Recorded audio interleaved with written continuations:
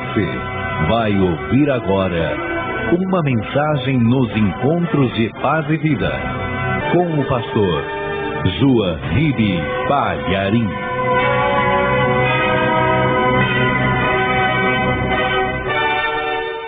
Quer ouvir a palavra de Deus? Abra no primeiro livro de Reis, capítulo 3. Nós vamos ler o versículo 9. Primeiro livro de Reis, capítulo 3. Nós vamos ler o versículo 9. Tem alguém perto de você sem a palavra de Deus? Divide com a pessoa a leitura, mesmo não conhecendo a pessoa, aproxime-se dela para a gente dividir essa leitura. Está escrito o seguinte: a teu servo, pois, dá um coração entendido para julgar a teu povo, para que prudentemente discirna entre o bem e o mal. Porque quem poderia julgar a este teu tão grande povo? O rei Salomão, jovem e inexperiente, ele está conversando com Deus. Isto é oração, conversar com Deus. E ele disse num determinado momento: a teu servo, pois, dá um coração entendido para julgar a teu povo, para que prudentemente discirna entre o bem e o mal. Porque quem poderia julgar a este teu tão grande povo? Eu vou ler mais uma vez, e cada pessoa que está comigo aqui, na sede da Paz e Vida de Minas Gerais, na cidade de Belo Horizonte, e com alegria eu digo isso, cada pessoa repete em seguida. Vamos lá. E vamos caprichar para o Brasil ouvir, né? Senão o resto do Brasil vai dizer: mineiro é fraquinho, né? Vamos lá, gente. A teu servo. Vocês estão vendo que mineiro é poderoso, né? Mas eu acredito que é mais poderoso ainda, né não? A teu servo. Oh, glória. Aí. A teu servo, pois, dá um coração entendido para julgar a teu povo, para que prudentemente discirna entre o bem e o mal. Porque quem poderia julgar a este teu tão grande povo? Amém. Vamos meditar nisso daí? Desocupe as suas mãos e vamos dar a melhor salva de palmas para a palavra de Deus.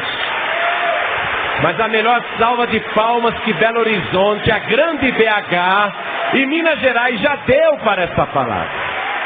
Mas a melhor. Enquanto você aplaude, abra a tua boca e diga glória a Deus. Oh, coisa linda. Mais, de novo, vai. Isso, vai aplaudindo e glorificando.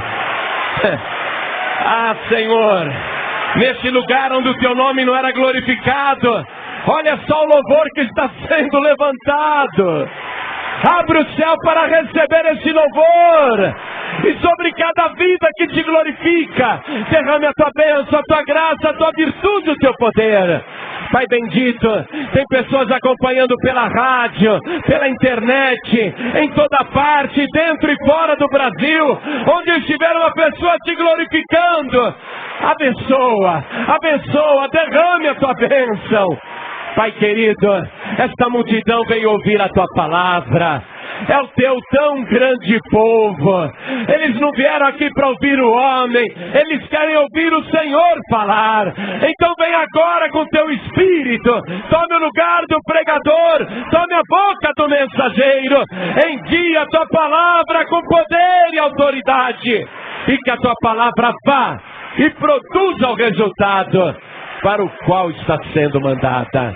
Em nome do Senhor Jesus. Diga amém, Jesus. Glória a Deus. Quem tiver lugar, senta, por favor. O rei Salomão, jovem, sem qualquer experiência administrativa, experiência política, experiência financeira, enfim, sem qualquer preparo, foi colocado numa função que realmente era um desafio. Governar Israel justamente quando o rei Davi havia fortalecido e unido a nação. Israel estava naquele momento assim para deslanchar para um crescimento. E aquela mudança de governo repentina, por uma pessoa tão jovem e inexperiente, poderia fazer justamente desandar tudo e se perder o esforço que o rei Davi havia feito para preparar a nação para o crescimento. Salomão literalmente amarelou, ficou muito nervoso, sabia que não tinha condições de exercer a função. Desorientado, sem saber direito o que fazer, Salomão foi até um lugar onde ficava o tabernáculo de Deus. Tabernáculo construído por Moisés, coisa de 500 anos antes. Salomão sabia que naquele tabernáculo Deus ouvia as orações, e ele resolveu ir para o tabernáculo que ficava em Gibeão, um lugar alto, e Gibeão quer dizer lugar alto. E ali no tabernáculo de Moisés, Salomão, pensando nas coisas que Deus já tinha feito e que ele tinha ouvido falar, Salomão, quase que de uma maneira intuitiva, sem que ninguém lhe dissesse para fazer isso, de maneira intuitiva mesmo, ele começou a ofertar para Deus. Porém, naquela época era costume todo mundo ofertar para Deus. As pessoas davam uma ovelha, um cordeiro, um bezerro, uma novilha, um par de rolinhas ou de pombinhas. Todo mundo ofertava para Deus, mas de uma maneira que realmente não tem explicação. Salomão começa a ofertar para Deus um cordeiro atrás do outro, e ele provoca no monte de Gibeão, no altar do tabernáculo, ele provoca um verdadeiro rio de sangue. Nunca se derramou tanto sangue naquele altar de uma vez só. Salomão começa a ofertar para Deus, a ofertar para Deus e a ofertar para Deus. E ele começa a ofertar coisas que nunca ninguém tinha ofertado, numa quantidade nunca antes vista em toda a história bíblica. Porque até Salomão, nunca ninguém havia feito uma oferta como ele estava fazendo naquele momento. E foi com isto, com esta oferta realmente inédita, verdadeiramente milionária, ele ofertou 1000 holocaustos para Deus. 1000. Imagine em um único dia alguém ofertar 1000 holocaustos para Deus. Era muito sangue, muito sangue. Aquela mancha vermelha foi vista de lá do céu. Era muito sangue. Muito sangue que ele estava derramando como oferta para Deus. 1000 holocaustos ofertou Salomão para Deus. Ele ficou exaurido, ele ficou exausto. Ele não pensou em poupar nada, ele foi dando, e exaurido, cansado, lá mesmo no monte de Gibeão, ele vai dormir. E diz a palavra de Deus, que naquela mesma noite, Deus lhe apareceu em sonhos. E Deus já se apresentou a Salomão, dizendo: pede o que queres que eu te dê. Deus não fez com Salomão o que ele havia feito com Abraão, ou com Jacó, ou com Isaac. Porque para Jacó Deus falou: olha, eu sou o Deus de Abraão, Deus de Isaac. Para Salomão ele não precisou se apresentar, porque Salomão sabia quem era Deus. Deus já chegou dizendo: pede, o que queres que eu te dê? E Salomão tinha a oportunidade de lhe pedir o que quisesse, porque o que ele pedisse, Deus ia dar naquela hora. Salomão, naquele momento, se humilhou diante de Deus. Disse que ele foi colocado no lugar de Davi, seu pai, mas ele ainda era uma criança. Ele não sabia como fazer. E ele pediu para Deus este coração entendido e com a capacidade de discernir entre o bem e o mal. E eu quero que você grite essa frase: um coração entendido para discernir entre o bem e o mal. Quando Salomão disse isso, era profundo demais, e Deus entendeu a profundidade do seu pedido. Ele não estava pedindo para Deus: eu quero saber o que é certo e o que é errado, porque isso até as crianças sabem. Qualquer pessoa sabe o que é certo e o que é errado. Está dentro de nós esse código. Ele não está pedindo para Deus um coração para saber o que é certo e para saber o que é errado. Ele está pedindo para discernir entre o bem e o mal. Aí está a profundidade do pedido de Salomão. Porque tem coisas que aos olhos humanos parecem certas, mas aos olhos de Deus são más. Tem coisas que nós achamos que são certas e não tem problema nenhum, mas aos olhos de Deus elas são más. Ou seja, ele queria saber não o que é certo e o que é errado, porque isso ele já sabia. Ele queria saber a diferença entre o mal e o bem. Ele queria um coração entendido para discernir entre o mal e o bem. Aí, esse pedido agradou a Deus, porque muito tempo antes, muito tempo antes, séculos e milhares de anos antes, Deus colocou um casal dentro de um jardim e falou: essa é a árvore da vida, pode comer à vontade. Mas esta é a árvore do conhecimento do bem e do mal. Adão e Eva já tinham natureza moral refletida na consciência. Eles já tinham discernimento entre o certo e o errado, mas eles ainda não tinham discernimento entre o bem e o mal. E esta é a árvore do conhecimento do bem e do mal. Aí está a ligação da coisa. Porque a Eva e o Adão foram na conversa da serpente, que disse: podem comer à vontade, vocês não vão morrer coisa nenhuma. Deus só falou isso para vocês porque Deus tem medo de concorrência.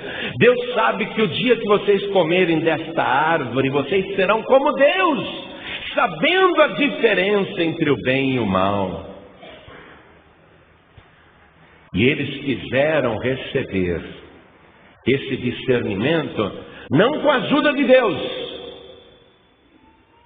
mas com a ajuda da serpente. Salomão está querendo o discernimento entre o bem e o mal, mas pedindo para Deus. A diferença é esta: Eva e Adão tomaram do fruto da árvore do conhecimento do mal, roubaram e comeram. Mas Salomão não está roubando nada, ele está pedindo: o Senhor me daria esse fruto para comer? O Senhor me daria um coração entendido para discernir entre o bem e o mal? E aqui está a prova de que a serpente enganou a humanidade, que Salomão é um homem inteligente, pode não ter experiência de vida, mas ele intelectualmente é privilegiado, e ele confessa que lhe falta discernimento para saber a diferença entre o bem e o mal. A serpente mentiu para o primeiro casal: vocês podem comer que vocês vão saber a diferença entre o bem e o mal. E não souberam coisa nenhuma. Salomão confessa que não sabe. E ele pede isso para Deus: discernimento entre o bem e o mal. Quando você tem discernimento entre o bem e o mal, você não precisa ficar perguntando o que é pecado e o que não é pecado. O que é certo, você já sabe. O que é errado, você já sabe. Só que a tua visão de certo não é a mesma visão que Deus tem a respeito do bem. Nem tudo que você acha que é certo é realmente certo. Nem tudo que você pensa que é errado é realmente errado. O ser humano confunde as coisas. O que nós temos que ter é o conhecimento, um coração entendido, para discernir entre o bem e o mal, o que realmente é pecado e o que não é pecado. Porque se eu ficar aqui com o bigode debaixo do nariz, achando que isso é errado, eu estou duplamente errado. Se eu ficar achando que isso é pecado, eu estou duplamente errado. Se eu ficar pensando que, por exemplo, uma mulher usar uma calça comprida, isso é errado ou mal, eu estou errado, equivocado duas vezes, porque eu não tenho discernimento entre o bem e o mal. Eu não sei o que é pecado e o que não é. Eu confundo. O meu pensamento sobre o que é certo e errado não coincide com a definição que Deus colocou entre o bem e o mal. O nosso coração tem que aprender o que é o bem e o que é o mal. O que é pecado e o que não é pecado. Porque eu posso também estar fazendo uma coisa que eu penso que é certa e é pecado, porque eu não tenho discernimento sobre o que é o mal. Quando Salomão falou para Deus: dá ao teu servo um coração entendido para discernir entre o bem e o mal, ele mostrou a diferença entre ele e Eva, entre ele e Adão. E ele está pedindo para aquele que pode dar esse conhecimento, esse discernimento. E isso é valioso, mais valioso do que você pode imaginar. Porque com o discernimento entre o bem e o mal, a tua alma é salva. E quando você não tem esse discernimento, você pode pôr a tua alma a perder. Então o que Salomão pediu para Deus valia mais do que ouro, do que prata, do que riquezas, do que honra, do que vitória política, do que vitória na guerra, do que riquezas, do que muitos anos de vida, do que saúde. O que ele pediu envolvia a parte mais valiosa do ser humano, a alma. Por isso que Deus se agradou. E pela educação com que ele pediu, não querendo tomar, pedindo. Ele pediu isto. Então Deus, e eu gostaria que você lesse comigo aqui, a partir do versículo 11. Aliás, eu vou ler o versículo 10 também, acompanhe comigo. E esta palavra pareceu boa aos olhos do Senhor, que Salomão pedisse esta coisa. E disse-lhe Deus: porquanto pediste esta coisa, e não pediste para ti riquezas, nem pediste a vida de teus inimigos, mas pediste para ti entendimento, para ouvir causas de juízo, eis que fiz segundo as tuas palavras. Amados, quando nós ministramos a bênção na tua casa, eu lembrei da mulher cananeia, que Jesus disse a ela: por essa tua palavra vai. Veja como Deus se agrada quando a pessoa libera a palavra certa. Salomão: fiz segundo as tuas palavras, eis que te dei um coração tão sábio e entendido, que antes de ti teu igual não houve, depois de ti teu igual não se levantará. E também até o que não pediste te dei, assim riquezas como glória, que não haja teu igual entre os reis por todos os teus dias. Note que Deus não está falando para Salomão: ah, você pediu uma coisa, me agradei, Gostei? Então eu te darei sabedoria, entendimento, coração entendido, discernimento entre o bem e o mal. Eu te darei riquezas, eu te darei muitos anos de vida. Deus não está dizendo eu te darei como se fosse uma coisa a ser conquistada no futuro. Deus está dizendo, eis que eu te dei. O nosso Deus, Ele chama à existência as coisas que não são, como se já fossem. Você veio aqui para pedir uma bênção, e eu sei que muita gente até veio com esse pensamento. Eu sei porque eu já estou há muitos anos nesse caminho, convivendo com as pessoas, e eu sei mais ou menos como as pessoas pensam. A pessoa fala assim, que legal, o pastor João vai estar lá em Belo Horizonte, eu vou pegar ele no final da reunião, vou pedir para ele me ouvir, vou contar o meu problema e vou pedir para ele orar para que Deus me cure, me liberte, me transforme, me restaura, me abra as portas. Eu vou esperar até o fim da reunião para que ele faça uma oração, para que eu consiga receber. E a pessoa está projetando tudo para o futuro. O que Deus está te dando neste exato momento é o conhecimento da palavra, um discernimento entre o bem e o mal, para você abandonar aquilo que é pecado e ficar só com a parte que é boa, porque veja bem, o conhecimento do bem, Adão e Eva já tinham, eles só não tinham conhecimento do mal, e o conhecimento do mal não acrescentou nada para eles naquele momento, mas agora nos acrescenta. Porque o mundo jaz no maligno, não é? O diabo, ele tem as suas artimanhas, ele consegue se disfarçar, ele consegue dourar a pílula, ele consegue fazer um teatro, uma maquiagem, enganar as pessoas. Mas hoje, agora, neste exato momento, Deus está te dando um coração entendido, para você discernir perfeitamente entre o bem e o mal. Você vai saber o que é certo e o que é errado, segundo o coração de Deus. Você vai saber a diferença entre uma coisa e outra, e ainda mais. Não é, olhe para mim, escute, olhe para mim. Você que está precisando tanto da bênção. Pastor João Ribe, para mim é vida ou morte. Estou desenganado, estou desenganada. Para mim é hoje ou nunca, porque eu estou a ponto de me matar. Pastor João Ribe, eu não aguento mais, estou cansado de tanto sofrimento. Então você escute agora, você que está numa situação limite, aflitiva, angustiado, angustiada, até achando que essa situação não irá mudar, porque ela parece tão resistente, tão enraizada, parece tão forte, que a impressão que dá é que amanhã tudo estará como sempre esteve. Mas a palavra está sendo enviada agora, e é uma palavra profética, e não é que Deus irá fazer, eu te digo que Deus já está fazendo.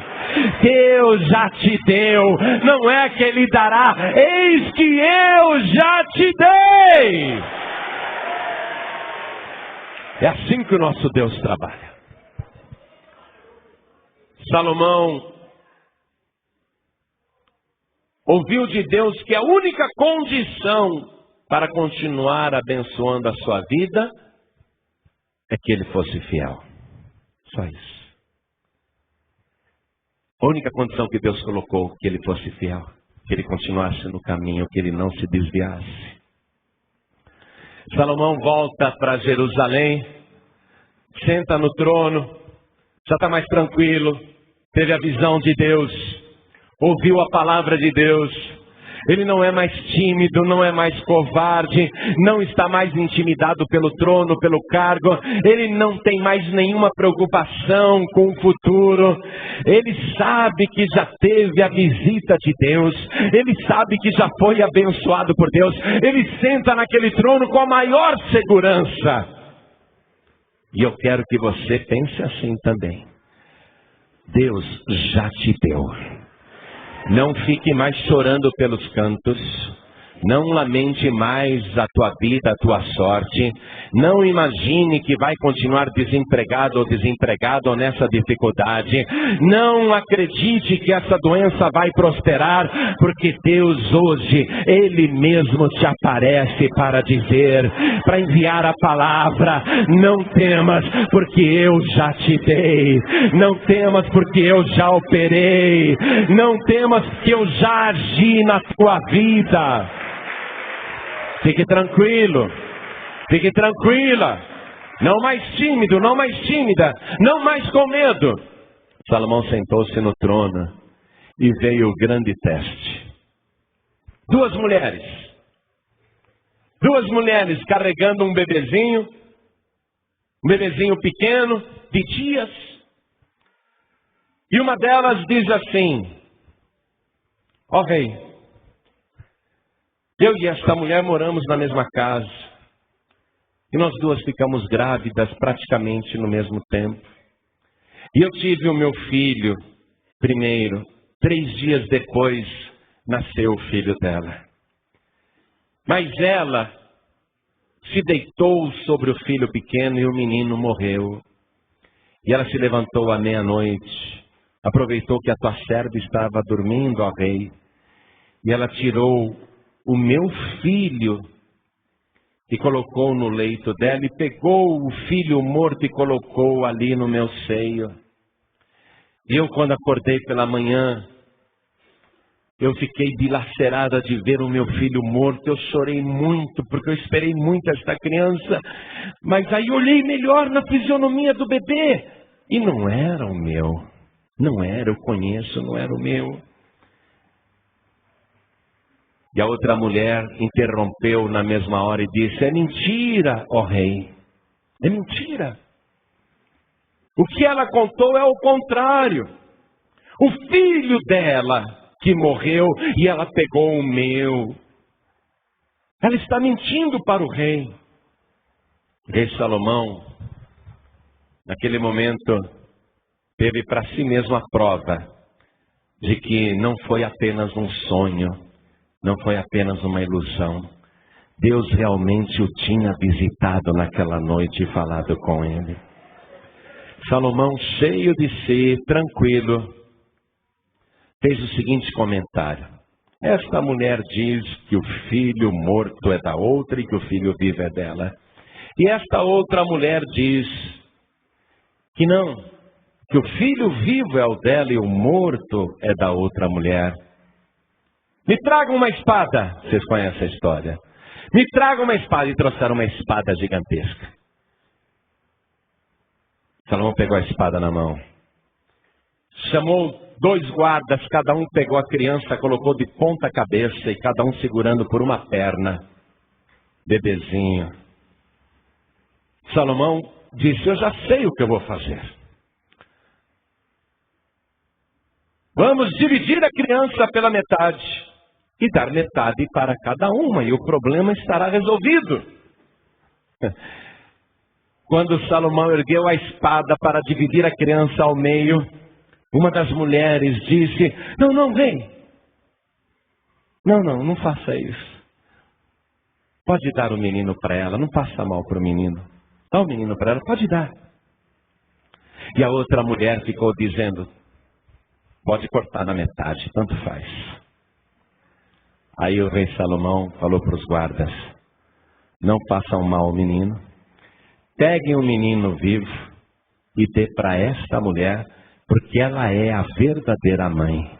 Ela prefere se separar do filho do que ver o filho morto. E ele fez justiça naquela hora. E todo Israel soube que de fato ele tinha a sabedoria de Deus e um coração para discernir entre o bem e o mal. Agora, eu quero te mostrar uma coisa aqui nesse detalhe das 2 mulheres, que não por acaso veio em seguida. Acompanhe comigo, por favor. Eu vou ler versículo 17. E disse-lhe uma das mulheres: Senhor meu, eu e esta mulher moramos numa casa e tive um filho morando com ela naquela casa. E sucedeu que, ao terceiro dia depois do meu parto, também esta mulher teve um filho. Grife aí ao terceiro dia, marque esse detalhe, ao terceiro dia. Ela também teve um filho. Estávamos juntas. Estranho nenhum estava conosco na casa, senão nós ambas naquela casa. E de noite morreu o filho desta mulher, porquanto se deitara sobre ele. O peso daquela mulher matou a criança. O peso daquela mulher. E a palavra de Deus diz que elas eram prostitutas. O peso daquela mulher. Aquela mulher cheia do mal, cheia de pecado. O peso daquela mulher veio sobre o bebê, sobre o filho, e ele morreu com o peso do mal, com o peso daquela mulher que era uma prostituta. A criança morreu com o peso daquela mulher. A outra tem o filho vivo. Agora, nenhuma das duas quer o filho morto. Preste atenção. Nenhuma das duas quer o filho morto. Só interessa o filho vivo. Não é isso? O filho morto não interessa. Só interessa o filho vivo. O rei puxou a espada para dividir a criança. Mas não pode. Isso é mal. O filho tem que ser dado inteiro, não dividido. O filho não pode ser dividido, o filho tem que ser dado inteiro. Não dá para dividir, tem que ser inteiro. E note que uma ficou com o coração enternecido na hora e intercedeu, pediu. Intercedeu pela vida. Quis preservar a vida. E a outra indiferente, por mim pode dividir, por mim pode matar essa criança. Indiferente. Deixe-me aqui explicar para você uma coisa. Isso é uma figura no Antigo Testamento. Esses dois bebês, esses dois filhos, representam duas situações na vida do Filho de Deus. O filho morto representa o Filho de Deus morto, que foi moído, massacrado, pelo peso dos nossos pecados. O filho morto representa Jesus morto sob o peso dos nossos pecados. O filho vivo, que todo mundo quer, representa o nosso Senhor Jesus Cristo ressuscitado. Ninguém quer um Filho de Deus morto. Eu não quero, você não quer. E eu digo mais para você. Não nos interessa um Jesus Cristo morto. Não adianta a gente ficar olhando uma imagem, um crucifixo, ele morto e pregado na cruz, ainda morto. Não nos interessa o filho morto. Porque o filho morto não nos teria nenhuma valia, ainda que ele se sacrificasse por nós. Eu quero que você vá aqui na primeira carta aos Coríntios, no capítulo 15, no versículo 14. Primeiro aos Coríntios, capítulo 15. Vamos até o versículo 14. Acharam? E se Cristo não ressuscitou, isto é, se Ele não está vivo, logo é vã a nossa pregação e também é vã a vossa fé. E assim somos também considerados como falsas testemunhas de Deus, pois testificamos de Deus que ressuscitou a Cristo, ao qual, porém, não ressuscitou, se na verdade os mortos não ressuscitam. Porque se os mortos não ressuscitam, também Cristo não ressuscitou. O Filho está morto. Como dizem que ele está morto, até religiões dizem que ele está morto. E se Cristo não ressuscitou, é vã a vossa fé e ainda permaneceis nos vossos pecados. Se está morto, ainda permanecei no peso dos vossos pecados. E também os que dormiram em Cristo estão perdidos. Todos que morreram acreditando num filho morto estão perdidos. Se esperamos em Cristo só nesta vida, somos mais miseráveis de todos os homens. Mas agora, Cristo ressuscitou dos mortos e foi feito as primícias dos que dormem. Olha só, a primícia dos que dormem. Cristo ressuscitou, porque assim como a morte veio por um homem, também a ressurreição dos mortos veio por um homem. Porque assim como todos morrem em Adão, assim todos também serão vivificados em Cristo. Quando o rei Salomão levantou a espada, quando ele levantou essa espada para cortar a criança, aquilo também é simbólico. Aquilo também é símbolo. Carta aos Hebreus, capítulo 4, versículo 12, diz assim: porque a palavra de Deus é viva e eficaz, e mais poderosa e penetrante que qualquer espada de 2 gumes. Porque penetra até a divisão da alma e espírito, juntas e medulas, e é apta para discernir os pensamentos e as intenções do coração. O que foi que Salomão pediu para Deus? Me dá um coração entendido para discernir entre o bem e o mal. Quando ele levantou a espada, a palavra estava mostrando, a palavra estava nos indicando que para ter um coração com discernimento entre o bem e o mal, o que é pecado e o que não é pecado, é esta espada poderosa que vai abrir o teu entendimento. É esta espada que faz você discernir entre o bem e o mal. A espada é a palavra de Deus. Não interessa o filho morto, só o filho vivo. Se você tiver fé num Cristo morto, continua beijando um crucifixo que tem um Cristo morto, então é vã a tua fé, não presta para nada. Nosso Cristo está vivo. Quando Jesus Cristo, ainda vivo, pendurado no madeiro, estava entre 2 ladrões, a atitude dos 2 ladrões coincide exatamente com as atitudes das 2 mulheres. Uma teve o coração enternecido e intercedeu, falou com o rei: rei, não faça mal, não faça. Ela intercedeu para o rei Salomão, enquanto a outra mulher dava de ombros, tanto faz, estou nem aí, por mim pode dividir. Comportamento idêntico de ambas com os 2 ladrões.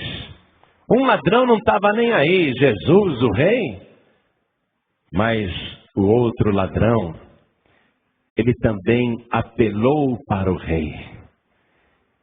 Seu coração se enterneceu de ver aquele rei tão manso e humilde, sangrando no madeiro, morrendo injustamente, com o peso dos nossos pecados. Também ele intercedeu para o rei, com o coração enternecido. E o rei olhou nos olhos dele e disse: não temas, ainda hoje estarás comigo no paraíso. Sabe o que eu acho bonito nesta parte? É que Jesus não diz: não temas, você vai para o céu um dia. Ele não diz que nós vamos para o céu. Ele diz que ele entra conosco no paraíso. Nós temos a companhia do Senhor Jesus. Ele nos acompanha no vale da sombra da morte e entra conosco no paraíso. Ele nos coloca naquele lugar que Ele preparou para nós. Jesus Cristo tem muito mais para te dar do que você pode imaginar. Jesus Cristo tem grandes coisas para fazer na tua vida. Eu quero terminar esta mensagem mostrando que o rei Salomão foi abençoado por Deus com muita sabedoria, Mas eu estou lembrando aqui um conto. Não está na Bíblia não, é um conto. É uma ilustração do reino de Deus que eu tomo a liberdade de adaptar, tá bom? Vou te contar uma ilustração inédita do reino de Deus, tá? Quem quer ouvir uma ilustração inédita do reino de Deus? Não contei para ninguém, vou contar para você. Tá bom? Eu vou adaptar também. Eu vou dizer que isso aconteceu com o rei Salomão, tá? Estou adaptando. A ilustração a gente adapta como quer. Sou eu que vou contar, eu conto do jeito que eu quero. O rei Salomão escreveu muitos provérbios, foi ou não foi? Escreveu muitos provérbios. O livro de provérbios é da autoria do rei Salomão, onde ele mostra a sabedoria. Em vários provérbios ele diz para a gente não se estribar no próprio entendimento, mas confiar em Deus. Em outros provérbios ele diz para a gente não confiar nas pessoas.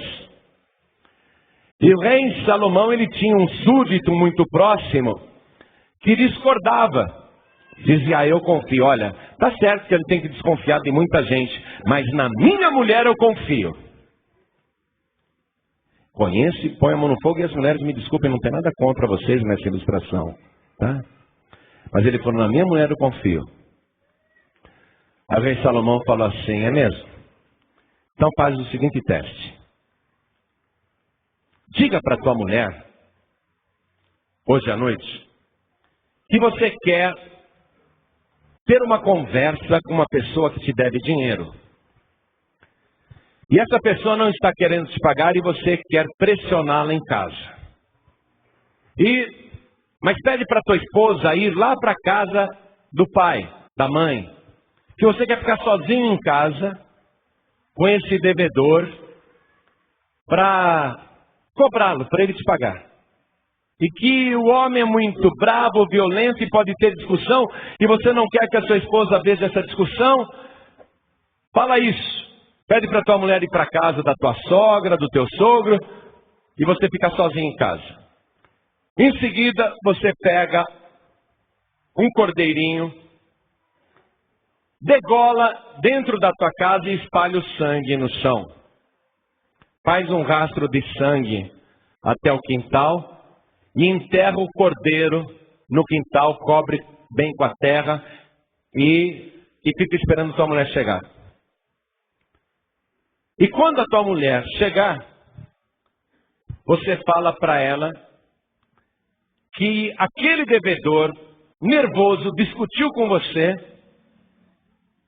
e vocês brigaram e você o matou e o enterrou lá no quintal. E que aquele sangue todo é dele. Conte isso para sua mulher. E o que eu faço depois? Mais nada, só isso. Mas nada, faz só isso. Você está dizendo que confia na tua mulher. Não, tudo bem. Aí ele fez como o rei Salomão tinha mandado. Matou o cordeirinho, espalhou sangue pela casa, depois enterrou o cordeiro lá no quintal. E quando a mulher chegou e viu aquele monte de sangue, falou, o que foi isso? Eu briguei com o cara e na luta eu matei e enterrei ele lá no quintal. Sério? Verdade, está enterrado lá no quintal. Tive que matar. Ele não ia me pagar, ainda queria me bater. Eu tive que matar. Matei mesmo.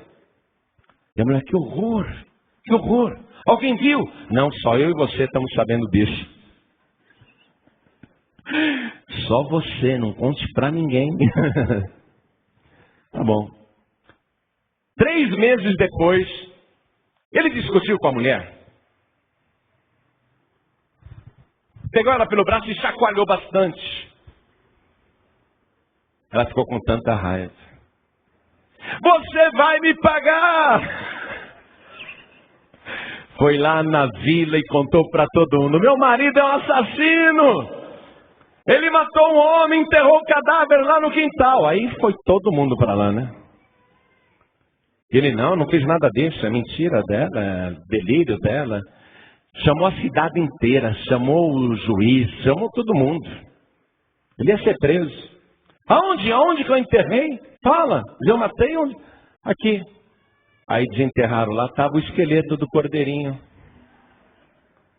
Aí ele voltou lá para o rei Salomão e falou, realmente o senhor tem a sabedoria de Deus, hein? Mas não é verdade isso?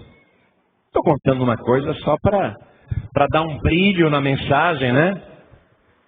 Mas, olha só, Salomão pediu sabedoria a Deus, recebeu sabedoria, colocou em prática a sabedoria e a prosperidade que Deus prometeu. Até aquilo que você não pediu, eu te dei. Vamos comigo no segundo livro de Crônicas, no capítulo 1 agora. Segundo livro de Crônicas, capítulo 1. Versículo 14. Acharam?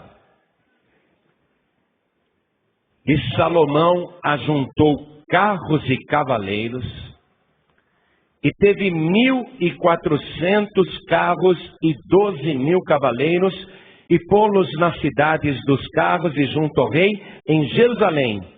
E fez o rei que houvesse ouro e prata em Jerusalém como pedras.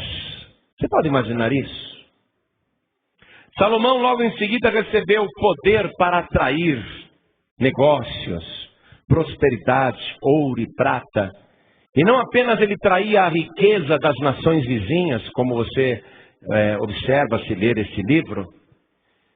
Ele fazia com que ouro e prata brotasse do chão como se fossem pedras.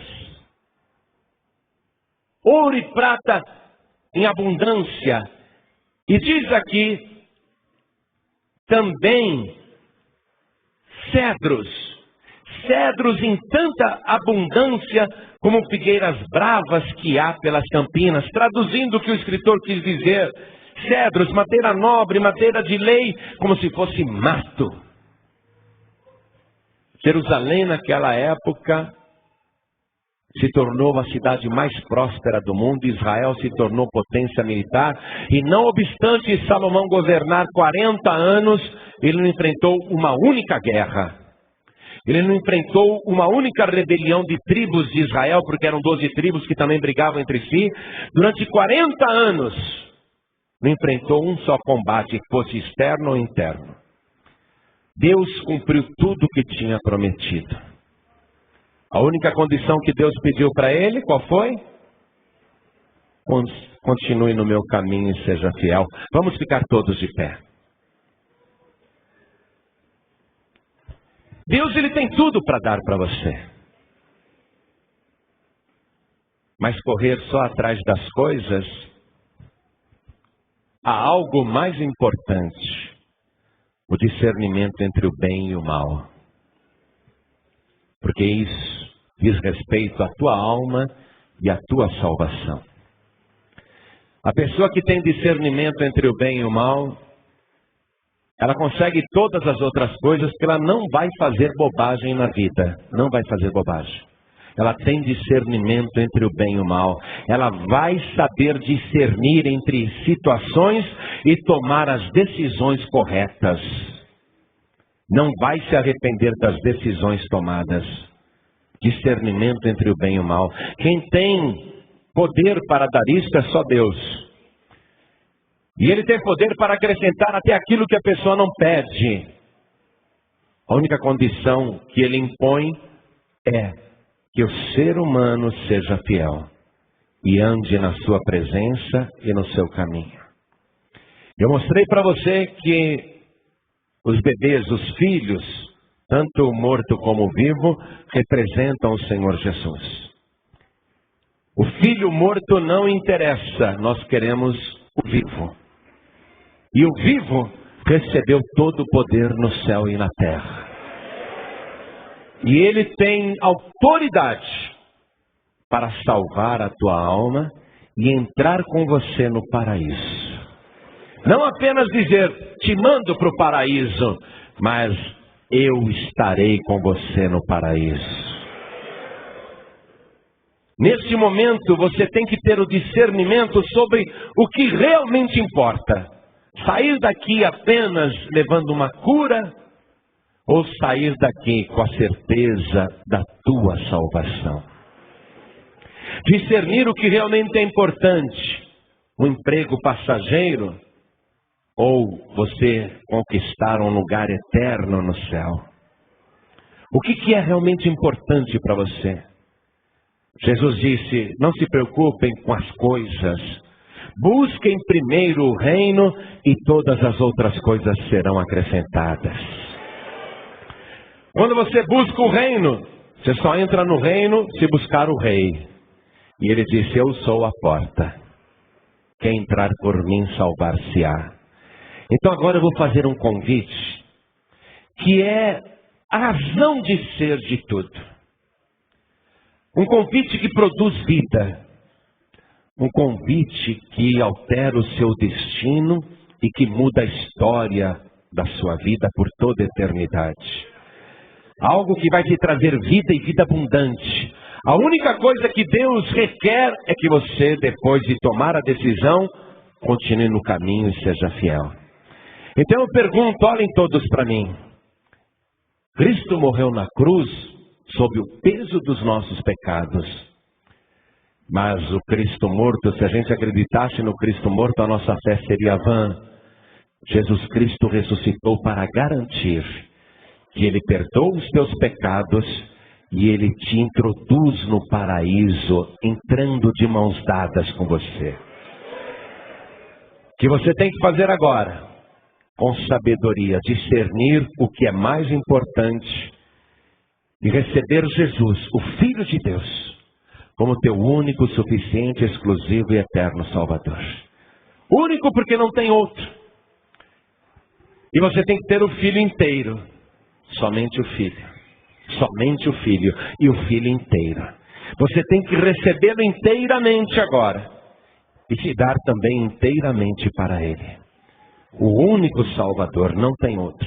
Suficiente porque quem tem Jesus não precisa de mais ninguém, nem de padroeiro, nem de padroeira, nem de entidades, nem de anjos.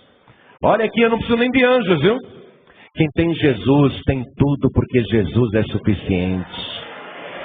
Os anjos trabalham conosco, sim. Mas eu não vou ficar rezando para o anjo da guarda, não vou acender vela para anjo da guarda, não vou fazer pedido para anjo nenhum, nem para Gabriel, nem para Rafael, nem para ninguém. Quem tem Jesus tem tudo, Jesus é suficiente. Exclusivo, porque não tem outro jeito. Eu estava explicando para o meu filho que lá na cidade celestial, há 12 portais de pérola. Ali, de uma maneira que a gente não consegue compreender, os salvos entram na cidade santa, por aquela porta, por aquele portal. Mas só entra quem foi lavado e remido no sangue de Jesus Cristo. Quem lavou as suas vestiduras no sangue do Cordeiro. Então, eu imagino que aquela pérola, de uma maneira bem grosseira no meu entendimento de ignorante que sou, eu imagino que aquela pérola deve ter algum sensor, que quando chega alguém ali com roupa banhada de sangue, vestidura lavada de sangue, aquela pérola, ela tem um processamento, não sei, tipo eletrônico, que já faz o DNA daquele sangue. Ih, não quero não, isso daí é sangue de São Pedro. Ih, não pode entrar não, isso daí é sangue de Paulo. Ih, não pode entrar não, isso daí é sangue de Estevão. Aquela pérola, quando a pessoa chega na frente, ela faz um rastreamento espiritual, e na hora, quem tem o DNA do sangue de Jesus, o sangue exclusivo do Cordeiro, entra na cidade santa pelas portas. Por isso que ele é exclusivo e eterno. Você sabe, eu estou no caminho há bastante tempo, mas hoje, como naquele primeiro dia que eu levantei a minha mão, eu continuo dependendo de Jesus Cristo como o meu único, suficiente, exclusivo e eterno Salvador. Continuo dependente dele para entrar na cidade santa pelas portas. Ele é o meu eterno Salvador. Eu abracei Jesus por inteiro. Ele é meu eterno Salvador. E é isso que eu te convido a fazer agora. Quem quer receber Jesus, o Filho de Deus, como único, suficiente, exclusivo e eterno Salvador, quem quer, erga a mão direita assim bem alto. Todos que querem, os que querem, todos que querem. Oh glória! Olha aí, olha que maravilha, olha quanta gente, olha que beleza. Todos que ergueram as mãos, Vem aqui para frente comigo, vem para cá. Eu sei que tem uma multidão, está difícil de andar, mas você vai ter que pedir licença e chegar até a presença do teu Rei Jesus. Eu trabalho na sala do trono. Como eu sou muito chegado, né? As pessoas assim com o Rei Jesus, eu vou te apresentar para ele. Vem aqui que eu vou te apresentar para ele. Vem cá. Todos que ergueram as mãos, vem aqui para frente. Saia de onde você está. Peça licença. Olha quanta gente que está chegando. Vamos aplaudir o Senhor Jesus. E está vindo mais. Olha quanta gente chegando. Vai chegando, vai chegando, vai chegando. Pede licença e vai chegando. Vem aqui perto, vem cá. Vem aqui, vamos aplaudir mais. Isso, venha, venha, venha, venha. Oh glória, todos que ergueram as mãos, venham. Enquanto eles estão vindo, quero perguntar de novo. Qual foi a única condição que Deus impôs para Salomão para continuar abençoando a sua vida? Que ele andasse no seu caminho, que ele fosse fiel. Esta é a mesma condição que ele impõe agora. Então você que se desviou do caminho, você que se afastou do caminho, ou você que em algum momento sabe, olha, esse é o discernimento entre o bem e o mal. A pessoa não fica se enganando não, porque tem alguns que se enganam. Não, eu não preciso de igreja nem de religião para ser salvo, eu não preciso de nada disso, eu continuo acreditando em Deus, continuo acreditando em Jesus. Essa pessoa acha o que é certo, ela não tem discernimento entre o bem e o mal. Ela criou uma religião particular para ela. Então você que está tendo discernimento, peraí, eu estou desviado sim, eu estou fora da vontade de Deus, eu estou fora do caminho, estou fazendo coisas erradas. Eu não estou sendo 100% fiel a Deus. Você tem que ter o discernimento de falar, eu vou lá na frente e pedir perdão a Deus. Eu vou me reconciliar com Deus. E você também que está sem igreja. Às vezes a pessoa cria o próprio pensamento dela dizendo assim, né? Eu não preciso ir lá na frente para pedir perdão, eu peço perdão aqui mesmo. E você vai sair daqui, vai continuar fazendo todas as coisas erradas que você anda fazendo, as coisas malignas que você anda fazendo. Olha só, sair do seu lugar e vir aqui na frente é prova de que você tem o coração entendido e que você sabe discernir entre o bem e o mal e que você quer se reconciliar com o teu Senhor. Então saia do teu lugar, você que está sentindo que esta palavra é com você, e vem aqui para frente em nome de Jesus Cristo. Vem para cá. Pede licença, entendo perfeitamente, está difícil de andar, mas é importantíssimo que você consiga chegar aqui. Isso, venha, venha. Isso, venha. Pede licença, venha. É isso que Deus gosta. É disso que Deus se agrada. É por isso que Ele vai abençoar poderosamente a tua vida. Oh glória, vamos aplaudir o Senhor Jesus. Isso, vem, vem. Vem, olha quanta gente chegando, vem, vem, vem. Vamos aplaudir muito o nosso Senhor.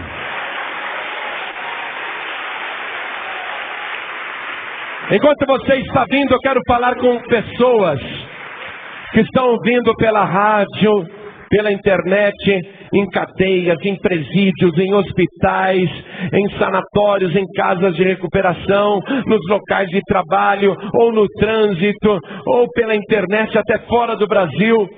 Você ouviu a mensagem? Quer entregar a vida para Jesus? Então se ajoelhe ao lado do rádio, se ajoelhe ao lado do computador. Quer voltar para Jesus? Tem o coração entendido?